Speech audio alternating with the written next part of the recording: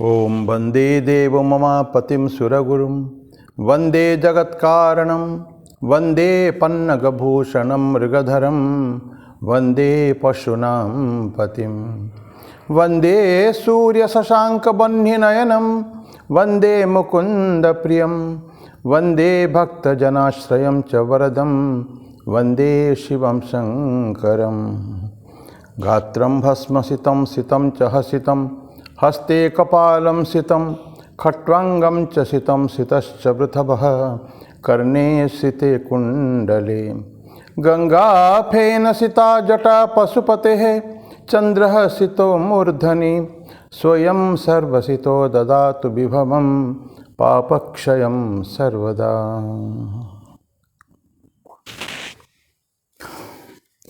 भगवान महादेव जी को मेरा प्रणाम करता हूँ। भगवान श्री राम कृष्णदेव, भगवती माँ शारदा जी और स्वामी जी को प्रणाम करता हूँ। मेरे गुरुदेव पूजनीय स्वामी भूतेश्वर जी महाराज को प्रणाम मेरा, और आप सभी को प्रणाम है। आज भगवद गीता का 17वां अध्याय 14 श्लोक 13वां श्लोकों से चालू करेंगे। 13 हम लोग पढ़े थे। विभिन्न प्रकार की यज्ञ, सात्विक, राजसिक और तामसिक यज्ञ हम लोग पढ़ चुके थे। तो वहीं से 13वां सा आधा हुआ था, उसे आगे पढ़ेंगे। लेकिन एक छोटा सा भजन गा के शुरू करेंगे। भजन सब बहुत रिपीट होता है, उपाय नहीं कुछ।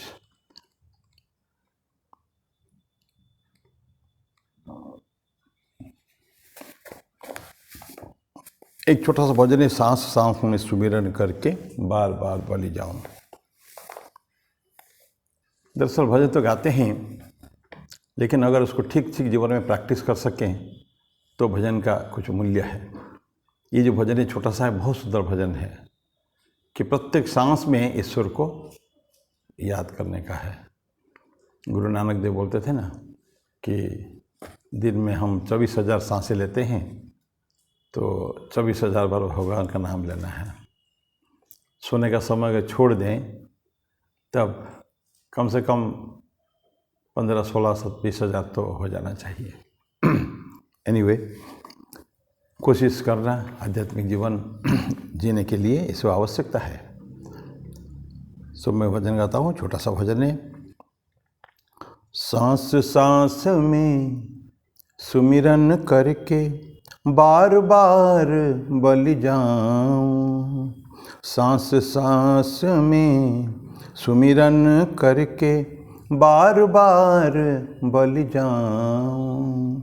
तुम बिन मेरो कोई न भगवन, तुम बिन मेरो कोई न भगवन, जिसको मैं अपनाऊं। सांस सांस में सुमिरन करके बार बार बलि जाऊं। उठत बैठत तुम्हें आराधूं, 8 प्रहर गुण गाऊं। उठत बैठत तुम्हें आराधूं, 8 प्रहर गुण गाऊं। ओम ओम की मधुर ध्वनि में, ओम ओम की मधुर ध्वनि में अंदर ही खो जाऊं। सांस सांस में सुमिरन करके बार बार बलि जाऊं। तुम ठाकुर तुम साहिब मेरो, तुमरे हुक्म चलाऊं। तुम ठाकुर तुम साहिब मेरो, तुमरे हुक्म चलाऊं। हे भगवन में तेरो तेरो, हे भगवन में तेरो तेरो, चरण शरण सुख पाऊं।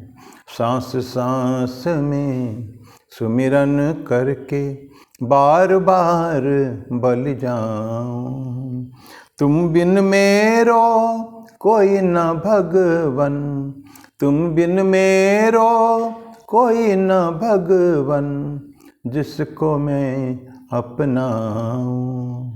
सांस सांस में सुमिरन करके बार बार बल जाऊं, बार बार बल जाऊं, बार बार बल जाऊं।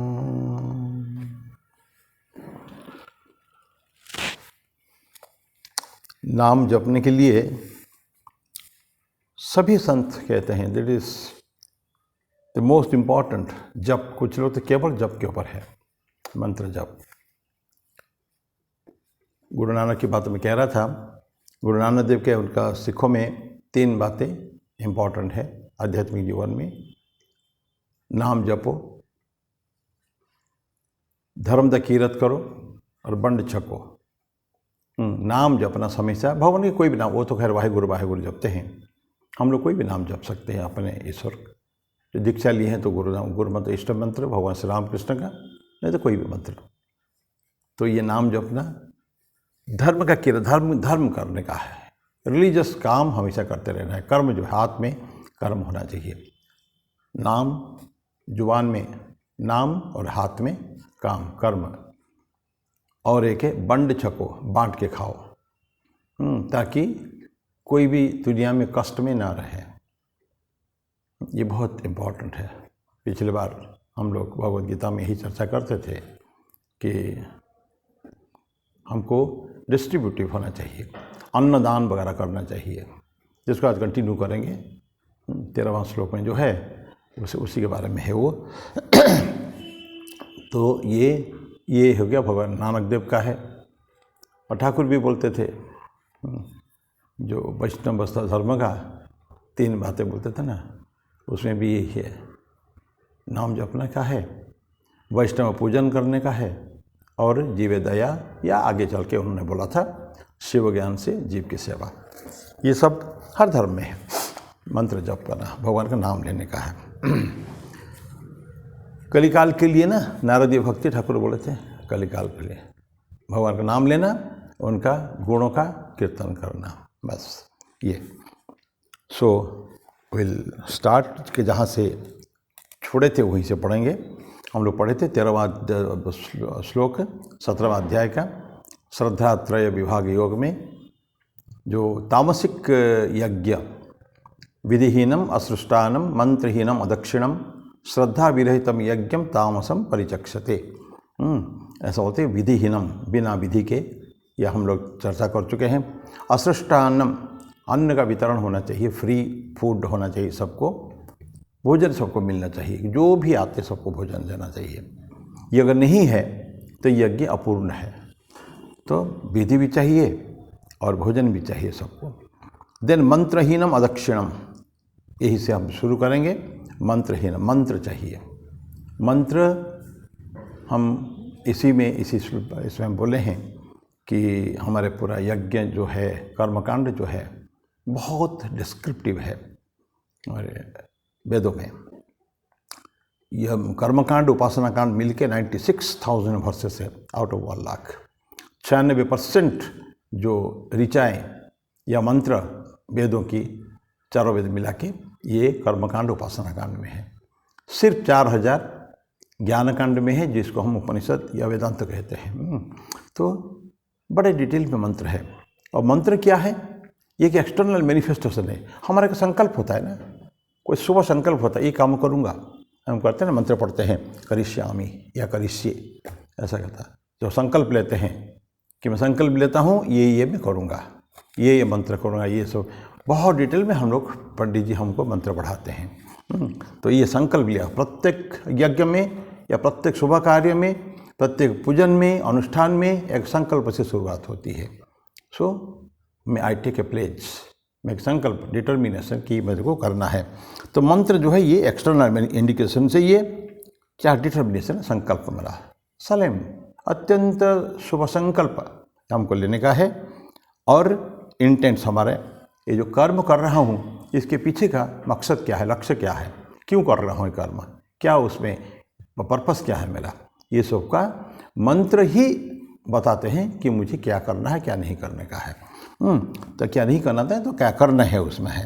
तो ये, और अगर उससे अगर हम अलग रहें तो जो ऐसा कोई कर्म, ऐसा कोई अनुष्ठान जिसमें मंत्र नहीं है या इससे विरहित है, मंत्र विरहितम, तो कुछ नहीं, ये केवल मैकेनिकल हो जाता है। और हम लोग मैकेनिकल के बारे में पढ़े हैं कि ये तामसिक वाले जो है, तमस पीपल, ये इनको दिखावा, राजसिक में भी काफ़ी कुछ दिखावा भी है, उसमें कुछ फिर भी कर्म है जो ठीक ठीक किया जाता है। तामसिक में सब कुछ ही दिखावा है, सब गलतियाँ, सारे गलतियों से भरा हुआ है तामसिक। इसलिए बोलता है कि ये सब हीनम,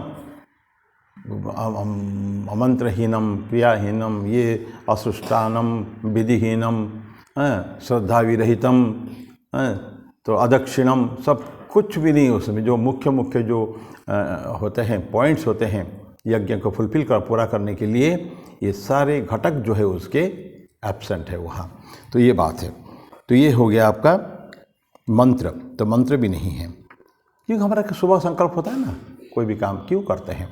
इवन यहाँ तक भी लोग तीर्थ जाते हैं, कोई तीर्थ करने जाते हैं, जैसे हमारे रामकृष्ण ऑर्डर में लोग बेलूर मठ, दक्षिणेश्वर, कांवरपुकुर, जयराम बाटी, इसको जो ये तीर्थ हमारे लिए महातीर्थ है, करके आते हैं तो बोलते हैं घर में एक हमको भंडारा करना है, या मैं कथा सुनूंगा, सत्यनारायण कथा सुनूंगा, या कोई ऐसे पूजा संकल्प करके जाते हैं, या आने के बाद मैं ये करूँगा। क्यों? मैं आराम से, आनंद से, कोई बिना विघ्न के मेरी जो तीर्थ यात्रा समाप्त हो गई है, इसके लिए मैं इसको करना, ये हमारे संकल्प होता है। देने की इम्पोर्टेंट बात है दक्षिणा देना, गिफ्ट देना। किसको? पहले तो जो अर्चक होते हैं, जो यजमान वो आते हैं, पुजारी पुरोहित जो आते हैं, उनको तो देना ही पड़ेगा ना, प्रणामी देते हैं उनको, उसको दक्षिणा कहते हैं, दान दक्षिणा। वो दक्षिणा देना आवश्यक है कोई भी इसमें, नहीं तो पूर्ण नहीं होता है। यहाँ तक भी हम जानते हैं, जो गुरु के घर जाते थे 16-17 साल रहते थे, लेकिन जब विद्या जो संपन्न हो जाता था, होती थी, तो उसके बाद फिर एक गुरु दक्षिणा दे के आते थे। वो बिना गुरु दक्षिणा के कुछ फुलफिल नहीं होता है। तो ये अलग बात है कि गुरु कुछ मांगता ही नहीं था, क्योंकि गुरु लोग उस समय में होते थे बिल्कुल कोई इच्छा रहित होते थे, उनको कुछ नहीं चाहिए। जंगल में है, सब कुछ मिलता है जंगल में, और उस एरिया की जो है राजा या ज़मींदार जो है वो उनका स्पॉन्सर रहते हैं, तो उनको स्टूडेंट से बहुत कुछ नहीं चाहिए। लेकिन एक जो स्टूडेंट जो 16-17 साल रहा गुरु के पास और सारी विद्या ग्रहण की, तो उसका कर्तव्य बनता है मैं कुछ यहाँ दे के जाऊँ। तो दक्षिणा हर जगह है, तो इसलिए बोलते हैं कि कोई भी यज्ञ में दक्षिणा देना आवश्यक है। अगर नहीं दिया गया, ठीक है, दक्षिणा नहीं दी गई, तो समझ लीजिए कि वो यज्ञ भी निष्फल होता है। अच्छा, वो तो हम अर्चक को देंगे, पुरोहित जो होते हैं उनको देंगे, उसके अलावा भी कोई डिज़र्विंग लोग और भी है, बड़े बड़े लोग और आते हैं जिनको बुलाते हैं हम गेस्ट करके, और उसी हाई कैडर के साथ समाज में वो लोग गण्यमान्य होते हैं, परिचित व्यक्ति होते हैं, उनको भी कुछ गिफ्ट देना चाहिए। ये सब आवश्यक है। तो ये सब चाहे पुरोहित हो या तो फिर कोई बाहर के अन्य कैसे कोई डिज़र्विंग व्यक्ति हो, ये सबको हमको क्या करना चाहिए, कुछ ना कुछ गिफ्ट देना चाहिए। अगर नहीं दिया फिर निष्फल होगा यज्ञ। और अंतिम बोलता है कि श्रद्धा विरहितम, तो विधिहीनम हो गया, असुष्टान्नम हो गया, मंत्रहीनम हो गया, और दक्षिणा नहीं दिया गया। ये 4 चीज़ें तो तामसिक यज्ञ में नहीं है। और अंतिम क्या है? श्रद्धा विरहितम यज्ञम, श्रद्धा भी होनी चाहिए। तो देखिए, एक अत्यंत रिगार्ड के साथ संकल्प लेकर एक बहुत अच्छे कर्म हमारा होना है, तो ये विश्वास रखता हूँ कि ये हमारे लिए ईश्वर की कृपा हमारे पर बरसे होगी। यद्यपि हम कुछ मांग नहीं रहे हैं, क्योंकि सात्विक धर्म में हम लोग कह चुके हैं, सात्विक यज्ञ में, कि हम कभी भी फल की कामना नहीं करेंगे, अफलाकांक्षी भी फल की आकांक्षा नहीं करेंगे। लेकिन फिर भी होती है, हम भले न मांगे, इसे बोलते हैं कि जो कर्मण्येवाधिकारस्ते मा फलेषु कदाचन, तो फल की आकांक्षा मत करिए। लेकिन ये भी तो जानिए, जब हम कोई कर्म कर रहे हैं, अच्छा या बुरा हो, उसका फल तुमको मिलेगा ही मिलेगा। तो इसे बोलते हैं कि तो ये सारे जो कोई ना कोई कर्म जो उसके पीछे जो फल होता है वो निष्फल हो जाता है, अगर हमने ये सब काम ठीक से नहीं किया तो श्रद्धा चाहिए हमको। तो श्रद्धा अगर नहीं है उसमें, तो वो यज्ञों को हम लोग को वो छोड़ देना चाहिए, वो करने की आवश्यकता नहीं है, अनावश्यक है वो यज्ञ है। अगर नहीं कर, अगर इच्छा नहीं है, कोई कंपल्सन तो नहीं है। तीर्थ करके आने के बाद या कोई भी अच्छे कर्म समाप्त संपन्न होने के बाद करना, यज्ञ करना कोई ज़रूरत नहीं है। अगर करते हैं तो फिर ठीक ठीक करना पड़ेगा, व्यवस्थित। और अगर अदरवाइज उसको पे छोड़ दें, तामसिक यज्ञों को करने की आवश्यकता नहीं है। लेकिन गीता में कहता है कि ज़्यादातर जो तामसिक व्यक्ति जो यज्ञ करते हैं, ये डिफेक्ट उसमें रहते हैं। तो ये जान के हमको क्यों जानना चाहिए कि गलती से हम अगर आगे कोई इस तरह के संकल्प लें, शुभ संकल्प, तो हमसे वो गलतियाँ न हो जाए।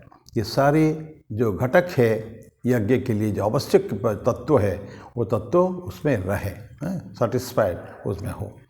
तो ये हो गया आपका 13वां हो गया। अब तपस के बारे में आगे जो 3 श्लोक पढ़ेंगे, ये 14, 15 और 16, ये तपस की है। तपस्या, तपश्चर्या। तपस्या की आवश्यकता बहुत है हम इंसान के लिए। क्यों? तपस्या का द्वारा ही ये जो धर्म का आचरण करते हुए भी हम पशु से मनुष्य और मनुष्य से इंसान, क्या नाम, देवता तक उन्नत होते हैं। उन्नति जो डेवलपमेंट होता है, हमारा ट्रांसफॉर्मेशन जो होता है, व्यक्तित्व का जो परिवर्तन होता है, शुभ परिवर्तन अच्छाई की तरफ होता है, ये तपस्या के कारण होता है। बहुत तपस्या करने की जरूरत है। साधु संत पहले ज़माने में क्यों इतना करते थे जंगल में? क्या चाहिए था उनको? उनके पास कुछ नहीं, लेकिन सारा जीवन भर अत्यंत कष्ट पाकर तपस्या करते हैं। क्यों? उनको कोई भौतिक संपत्ति नहीं चाहिए, कभी भी नहीं चाहिए। आप कोई भी साधु को देख लीजिए, एकाध कोई होगा जो बहुत बड़े बड़े संत हो चुके हैं, लेकिन रिच थे, उनके पास पैसा था, जैसे ऐसा कई सारे हम जानते हैं। लेकिन ज़्यादातर जो है वो क्यों तपस्या करते हैं? अपनी आध्यात्मिक उत्थान के लिए ही करते हैं केवल। तो ये तपश्चर्या। तपस्या का कई सारे मीनिंग होते हैं, थोड़ी सी उसको 2 मिनट अगर चर्चा हम लोग करें। तपश्चर्या होता है, तपस मतलब मेल्टिंग, किसी चीज़ को गलाना, पिघलाना। तो हम लोग क्या करते हैं? तपस्या के द्वारा हमें शरीर को थोड़ा सा वो देते हैं, पिघलाते हैं। क्योंकि कहते हैं ना, वो सोना जैसे तप कर सोना बनता है ना। हम जो कोई काला हो गया, पुराना हो गया सोना, अगर उसको फिर हम क्या करते हैं, इसको पिघला देते हैं। वेरी हाई टेम्परेचर में जो पिघल जाता है, अगर कंचन बिल्कुल खरा कंचन फिर हो जाता है सोना। सोना का जो रियल कलर जो दमकता है बिल्कुल कलर, ऐसे हमारे होना चाहिए। तो या तो जो वो होते हैं आयरन ओर होते हैं, या जो विभिन्न प्रकार जो पहाड़ियों में मिलता है, खनिज पदार्थ मिलता है, उसको उसमें तो टनों में आता है, सैकड़ों हजारों टनों में, गाड़ी ट्रक माने पूरा वागन भर के। लेकिन उस सबको पिघलना पड़ता है, पिघल के उसमें से लोहा निकलेगा। तो जो रफ ओर, उससे हम लोहा निकालते हैं। या तो ओल्ड ऑर्नामेंट्स, ओल्ड चीज़ें जो है, इवन लोहा भी, कोई भी धातु, तांबा हो, कोई भी धातु हो, पुराना को पुनः रिकास्ट करेंगे उसको, तो उसको भी पिघलना पड़ता है। तो ठीक उस तरह जैसे हम उसको करते हैं, तो मनुष्य का भी ऐसे ही होता है। रिजुविनेशन प्रोसेस, नवीनीकरण प्रोसेस होता है ना, पुराना को नया करने का है। सेम मैटर तो चेंज नहीं होता है ना, सोना बदलता थोड़ी है, सिर्फ समय का साथ साथ उसके ऊपर थोड़ा डर्ट, गंदगी थोड़ा जम जाती है, इसलिए उसको हम जो अदरवाइज साफ नहीं हो सकता है, हम उसको पिघला के साफ करते हैं। तो तपस्या का एक अर्थ ये है। दूसरा तपस्या का अर्थ है कि शास्त्र बोलता है, मनसश्च इंद्रियाणाम च एकाग्र्यम तपोच्यते। मन का और इंद्रियों का क्या है? ये मन और इंद्रियों का एकाग्रता, ये भी तपस कहलाता है। मनसश्च मन के, इंद्रियाणाम च इंद्रियों के, एकाग्र्यम एकाग्रता 1.8।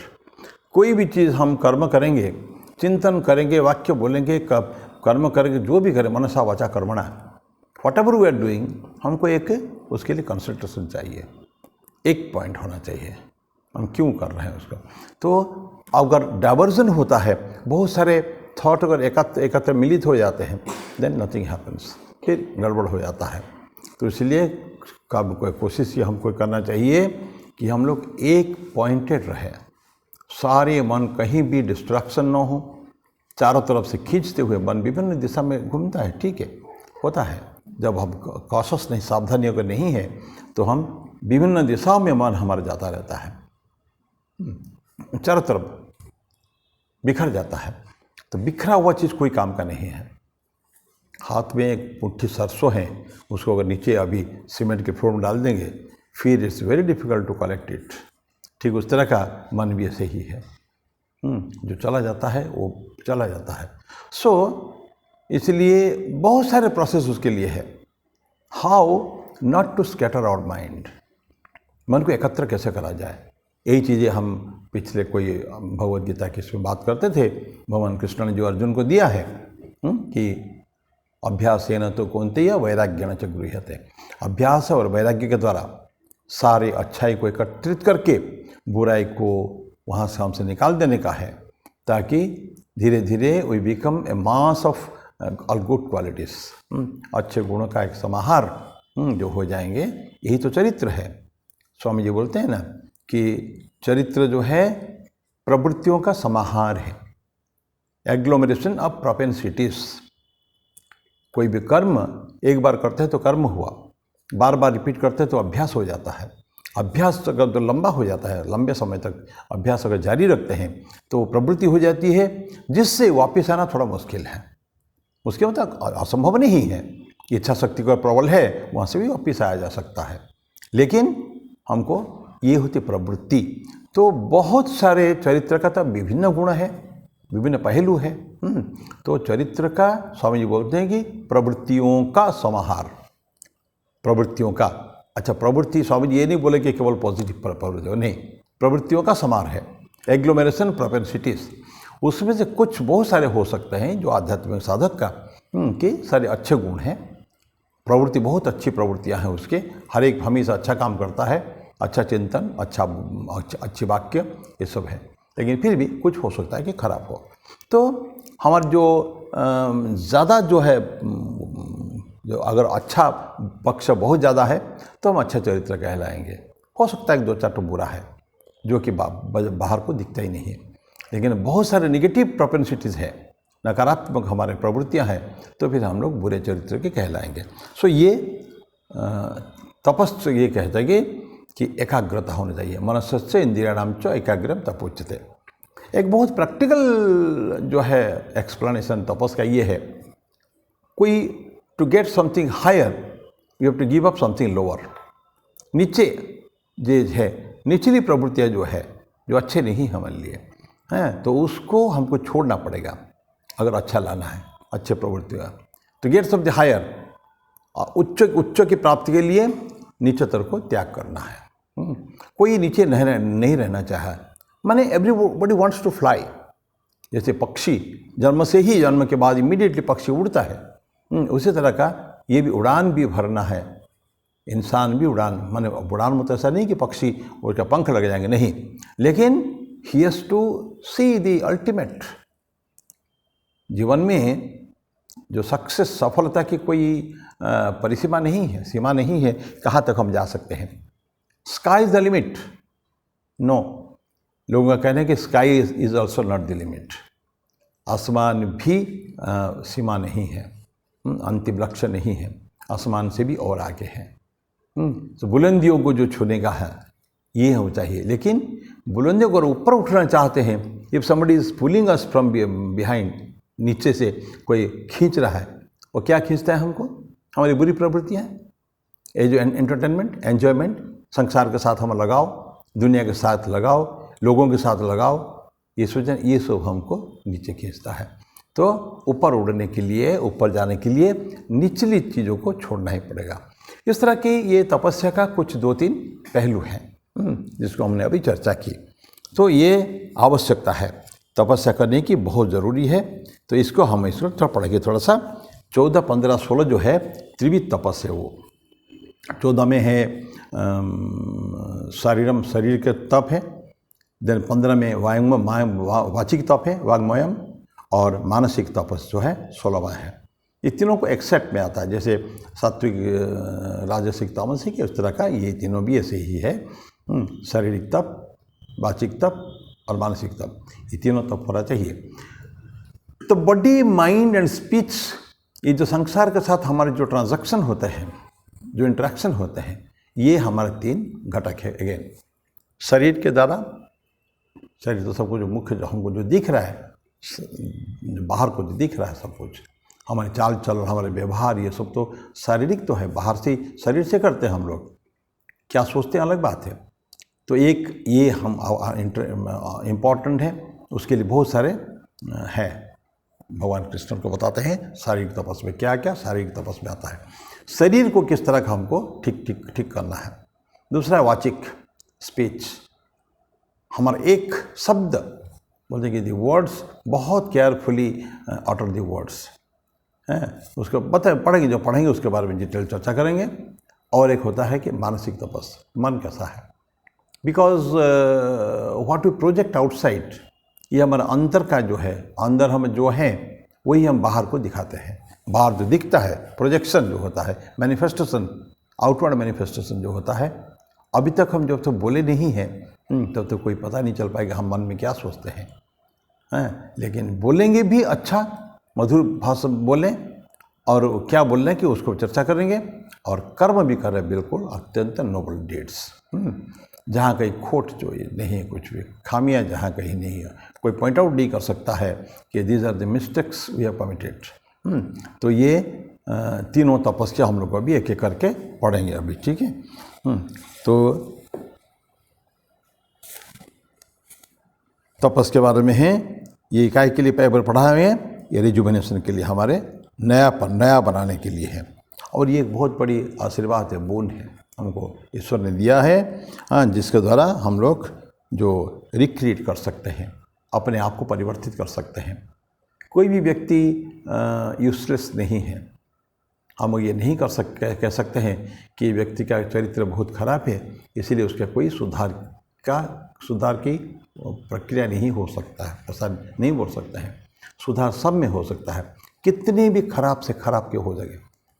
आपको याद होगा 16वां अध्याय में हम लोग पढ़े थे, 16वां अध्याय में भगवद गीता में पढ़े थे, भगवान कृष्ण जो बहुत बातें बोलते हैं जो लोग आसुरी प्रवृत्तियों के हैं, और बोलते हैं कि ऐसे व्यक्ति को क्षिपामी अजस्रम अशुभान आसुरीस्व योनिषु, ऐसे व्यक्ति को जो लोग आसुरी प्रकृति के हैं, बहुत गलत काम करते हैं, हार्म करते हैं, जो हम पढ़ चुके हैं, उसका रिपीट नहीं कर रहा हूँ।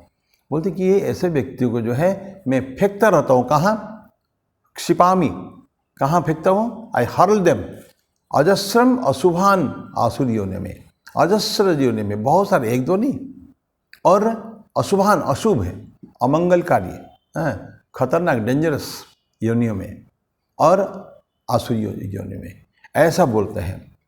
और वहाँ जाके बोलते हैं आगे श्लोक में, मुझे प्राप्त न होकर वो पुनः और भी खराब काम करेंगे और भी अधम गति को प्राप्त होंगे। ऐसा बोलने के बाद भगवान कृष्ण कहते हैं, लेकिन अगर मेरे तक, मुझ तक, मेरे बारे में उनके अगर इच्छा हुई कि नहीं कुछ जानूंगा, अच्छा कर्म करूंगा, they slowly they change their direction, परिवर्तन करते हुए फिर अच्छे काम करते हैं, उससे फिर मुझको प्राप्त होते हैं। कहाँ से, अजस्र अशुभ आसुरी योनियों से लेकर दे ट्रांसफॉर्म सो मच कि हमको उनको फिर कोई प्रॉब्लम नहीं है, फिर एकदम इंसान बन जाते हैं। ऐसे समाज में मिलते हैं, बहुत सारे मिलते हैं। प्रश्न है कि उस व्यक्ति में एक एहसास होना चाहिए, कि भान होना चाहिए कि I am on the wrong way, मैं गलत रास्ते में हूँ, मैं सही रास्ते में नहीं हूँ, तो मुझे परिवर्तन करने की बहुत आवश्यकता है। ऐसी जब वो उसके मन में बातें आती है तो फिर वो अपने आप को परिवर्तन करता है। ये भगवान कृष्ण का तब कहना था। और अभी भी कहते हैं कि ऐसे व्यक्ति रियली ब्लेसेड है, धन्य है प्रकृति, जो हायर ऑर्डर, लोअर ऑर्डर से निचली से उच्च तक जाने के लिए जो कोशिश करता है और अपने आप को प्रयास करता है, तपस्या करके, साधना करके अपने आप को फ्रॉम मैनहुड टू गॉडहुड, जो स्वामी जी ने जो बोला है, धर्म वह वस्तु है जो इस पशु को मनुष्य तक, मनुष्य को देवत्व तक उन्नत कर सकता है। तो दैट एक्चुअली वी आर माने व्यक्ति जब मन में आ गया मुझे तपस्या करनी है, अच्छा काम करना है, तो फिर वो लग जाएगा उसमें। And once he applies himself, जो टेनेट्स जो है धर्म का, जो टेनेट्स है या भगवान कृष्ण की जो वाणी है, जो अभी तक कुछ पढ़ चुके हैं और कुछ और आगे पढ़ेंगे, वो अपने आप को लगाएगा एकनिष्ठ होकर, कंसंट्रेटेड फुल्ली होकर, तो उसको जरूर उसको सफलता मिलेगी, इसमें कोई संदेह नहीं है। ऐसा ये एक भगवान ने हमको दिया है, मैनहुड टू गॉडहुड। और उसमें स्पीच और ये जो है ना बॉडी माइंड स्पीच, उसके बारे में हम लोग पढ़ेंगे। तो अभी क्या परिवर्तन कर सकते हैं, कैसे कर सकते हैं, उसके बारे में हम लोग अभी चर्चा करेंगे। तो we come to this 14th श्लोक फर्स्ट। 14th श्लोक में जो शारीरिक तपस है, देवद्विज गुरु प्राज्ञ पूजनम शौचम आर्जवम ब्रह्मचर्यम अहिंसा च शारीरम तपोच्यते। बहुत सारे बातें बता दिए। शारीरिक तपस क्या है, बोल के देवद्विज गुरु प्राज्ञ पूजनम। प्रथम क्या है, देवताओं को पूजा करना, द्विज को पूजा करना, ब्राह्मण, गुरु को पूजा करना, और प्राज्ञ जो वाइस पीपल, ज्ञानी व्यक्ति जो है, उनको पूजा करना है। तो देवद्विज गुरु प्राज्ञ पूजनम शौचम आर्जवम। शौचम क्लीनलीनेस, सफाई, साफ सफाई, शौच जिसको कहते हैं, पतंजलि योग सूत्र में शौच है, सेम थिंग। तो शौच, अंत शौच, बाह्य शौच, दोनों ही होना चाहिए, एक में नहीं चलेगा, बाह्य अनंत। तो शौच, तो क्या होता है, सब ये क्लीनलीनेस हो गया। तो देवद्विज गुरु प्राज्ञ पूजनम शौचम आर्जवम, सरलता, स्ट्रेट फॉरवर्डनेस, वक्रता नहीं, कुटिलता जीवन में नहीं, ऐसा आर्जवम। और ब्रह्मचर्यम अहिंसा च, तो ब्रह्मचर्य भी है, कंटेंटमेंट है, एकदम प्योरिटी 100%, मनसा वाचा कर्मणा पवित्र। ब्रह्मचर्यम अहिंसा च। फिर अहिंसा क्या है, मनसा वाचा कर्मणा, किसी को कभी कष्ट नहीं देने का, दुख नहीं देने का है कभी भी। तो ये आपका शारीरिक तपस है, उसको चर्चा करते हैं, करके थोड़ा सा एक आध पढ़ के फिर आज समाप्त करेंगे। वाणी को विराम दूंगा मैं। तो देवद्विज, देव कौन होता है, देवता हमारे क्रिएटर होते हैं, कोई भी नाम, कोटि, कई कोटि देवता है, विभिन्न प्रकार के देवता होते हैं ना। तो ये रुद्रज है, वसुज है, अश्विनी कुमार से 33 कोटि देवता है वो। 33 कोटि वो तो 33 करोड़ नहीं है, ये 33 कोटि विभिन्न प्रकार के देवता है, ऐसा शास्त्र में आता है। तो विभिन्न प्रकार के देवता हमारे विचार, जिसमें ये जो विष्णु हुए, राम हुए, श्री कृष्ण हुए, इंद्र, वरुण, ये सब विभिन्न प्रकार देवता है, क्योंकि वो एक एक डिपार्टमेंट संभालते हैं ना। ये मिनिस्ट्री जैसे होता है ना, मिनिस्ट्री, एक प्राइम मिनिस्टर होता है, मतलब कि हेल्थ मिनिस्टर, के एजुकेशन मिनिस्टर, के एग्रीकल्चर मिनिस्टर, के इंडस्ट्री मिनिस्टर, इस तरह के होते हैं। तो ये सब विभिन्न प्रकार चलाते हैं। जैसे वरुण जल के देवता है, वो वाटर रिसोर्सेस वाला, इस तरह के हैं। शिक्षा विभाग, और विश्वकर्मा जी ये अपना पब्लिक वर्क्स डिपार्टमेंट, PWD, इस तरह का है। तो देवताओं के भी डिपार्टमेंट होते हैं। तो ये सब देवताओं के ये सब, और लेकिन जब सुप्रीम जो है ब्रह्मा विष्णु महेश, देन भगवान श्री राम, श्री कृष्ण, जो अवतार जो है भगवान विष्णु के जो 24 अवतार हुए हैं, 10 अवतार कहीं आता है, 24 अवतार आता है, वैसे तो सभी अवतार है, ईश्वर के सभी अवतार है। जो ये अच्छे गुण लेके आते हैं वो अवतार है। ईश्वर की कला उनमें पाई जाती हैं। ठाकुर रामकृष्ण देव बोलते हैं, कोई व्यक्ति को अगर बहुत सारे लोग मानते हैं, उसकी बातों को मानते हैं, उसको सम्मान करते हैं, तो मान के चलिए कि उसके पास ईश्वर के कुछ ना कुछ कला है। That is why he is, वो आदृत समादृत है, अनादृत नहीं है वजह समाज में। तो ऐसा होते हैं, तो देवता होते हैं। तो देव, क्योंकि हम लोग अपने क्रिएटर देवता को मानते हैं। मनुज, हम लोग मनुज है, मनुष्य, मनुज, मानव, मतलब मनु के संतान है हम लोग। मनु शतरूपा थे, हमारे पूर्व पुरुष कौन है, पूर्वज कौन है, मनु शतरूपा। तो ये सब भगवान के ही अवतार है सारे। तो देव, उनको पूजा करना है, क्योंकि हमारे क्रिएटर हमारे माता पिता बंधु सखा सब कुछ है। तुम्हें माता च पिता तुम्हें बंधु च सखा तुम्हें विद्या द्रविणम तुम्हें सर्वम मम देव देव। है देवता, है देव, ईश्वर है प्रभु, मैं तुम हमारे सब कुछ हो। मैं ऑल रिलेशंस टेकन टुगेदर, एक सारे रिलेशन को एक जगह, माँ पिता भाई बंधु सब कुछ एक जगह कर दिया उन्होंने। तो ऐसा हम जो कहते हैं तो उनका पूजा करना भी है। जो हमारा क्रिएटर, उनको हम पूजा करेंगे, उसके बिना काम नहीं चलेगा। तो ये पूरा हम लोग फिर आगे पढ़ेंगे। मैं अभी समाप्त ही करता हूँ, करके फिर ये कौन सा 14वां श्लोक हम समाप्त करते। 14वां श्लोक जब शुरू किए हैं, बाकी ये तीनों पढ़े अगले क्लास में कोशिश करेंगे जितना भी संभव होगा। तो ये सब जो त्रिविध तपस, शारीरिक वाचिक और मानसिक, उसको अगले बार पढ़ेंगे हम लोग। तब तक के लिए मैं वाणी को विराम दूँ। ओम शांति शांति शांति। हरि ओम तत्सत। श्री राम कृष्णार्पणमस्तु।